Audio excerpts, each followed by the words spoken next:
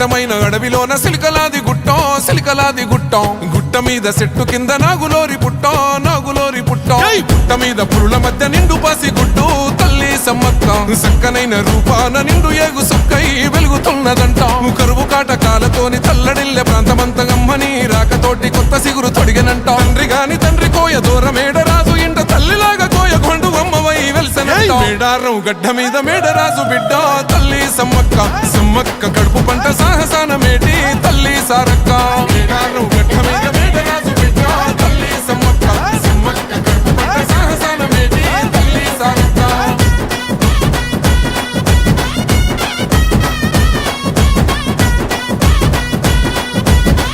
డిపోకు సంబంధించినటువంటి డిఎం గారు ఇతర సిబ్బంది అంతా నా దృష్టికి తేగానే యాజమాన్యం దృష్టికి తీసుకెళ్ళి ఈ లోపలంతా కూడా సీసీ చేయడం వల్ల కొంత సౌకర్యంగా ఉంటుంది అనే దాని మీద ఈరోజు సీసీకి ఫౌండేషన్ వేసుకున్నాం.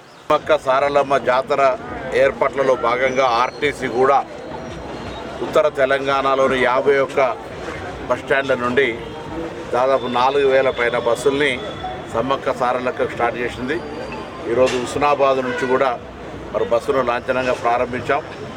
ఈ కేంద్రం నుంచి కూడా ముందుగా 50 బస్సుల్ని సమ్మక్క సారలమ్మకు ప్రత్యేకంగా కేటాయించి ఇంకా అవసరమైతే కూడా ప్రజల రద్దీ దృష్ట్యా రాష్ట్ర వ్యాప్తంగా ఎక్కడైనా కూడా బస్సుల సంఖ్య పెంచే ప్రయత్నం చేస్తాం.